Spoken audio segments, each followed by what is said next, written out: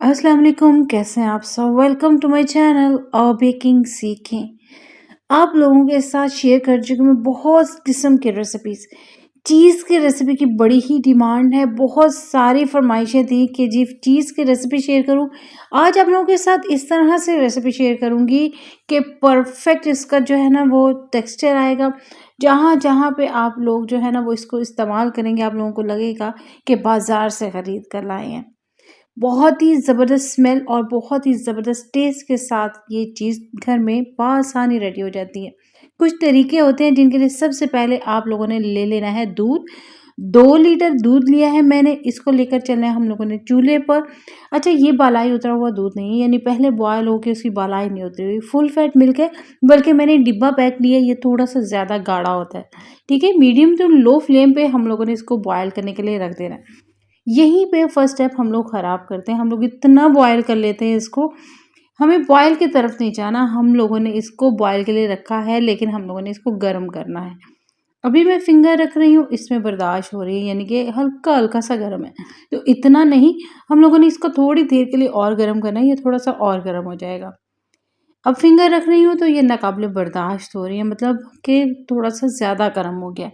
तो बस यहाँ पे हम लोगों ने इसमें आधा कप सिरके का इस्तेमाल करना है। मैं एप्पल साइडर विनेगर यूज़ कर रही हूँ, बआसानी शॉप से मिल जाता है। इससे क्या है कि चीज़ में ज़्यादा स्मेल नहीं आती है, ठीक है?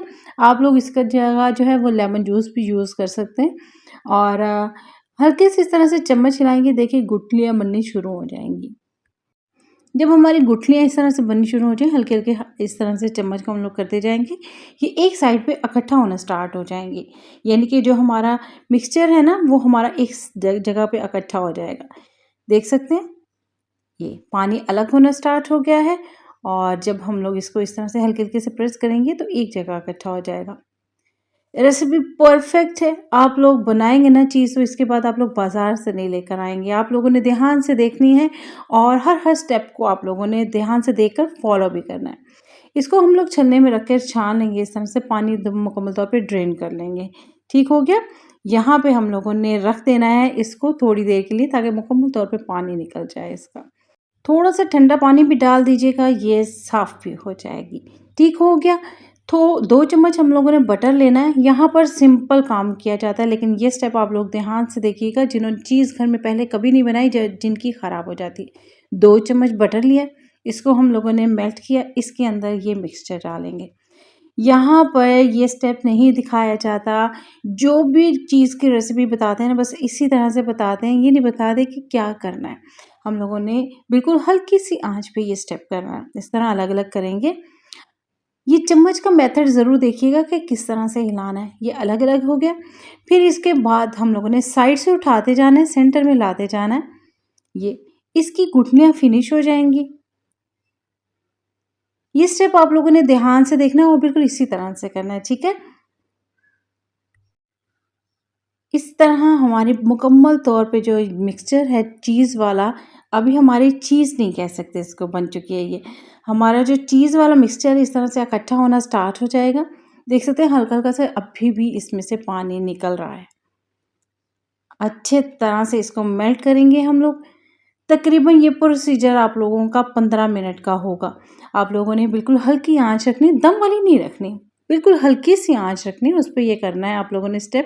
और ये देखिए आहिस्ता-आहिस्ता करते-करते ये जो है ना वो इकट्ठी होगी। तेज़ आँच रखेंगे तो ये क्या है, मेल्ट होके मुकम्मल तौर पे पहले बिखर जाएगी, उसको इकट्ठा करेंगे आप लोग।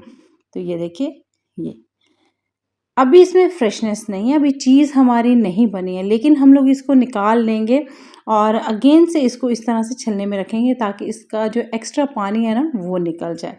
जो स्मेली पानी होता है वो निकल जाएगा और चीज़ फिर परफेक्ट बनेगी। इस तरह छलनी में रख के इसको थोड़ा हल्का-हल्का सा प्रेस करेंगे, इसका एक्स्ट्रा पानी निकल जाएगा और गरमा-गरम चीज़ को अगेन से हम लोगों ने नेक्स्ट स्टेप की तरफ लेकर चलना है। इससे पहले फटाफट से आप लोग लाइक कर दीजिए। हम लोगों ने अगेन लेना है जी बटर 2 टीस्पून, इसको मेल्ट करके उसमें डाल देना है अपना मिक्सचर। ये चीज़ वाला मिक्सचर हम लोगों ने अगेन चम्मच की मदद से इस तरह से अलग-अलग करना है। अच्छा, तेज़ आँच रखें ना, फ़ौरन से इसके अंदर थोड़ा-सा एक्स्ट्रा पानी मौजूद होगा ना, वो अलग से जल्दी-जल्दी सूखने लग जाता है। तो इसलिए बार-बार रिपीट कर रही हूँ कि आप लोगों ने आँच को तेज़ नहीं रखना है। इस तरह से साइड से सेंटर में लाते जाएंगे हम लोग मिक्सचर को, और हमारा मेल्ट भी होता जाएगा और जो है ना वो चीज़ रेडी होती जाएगी।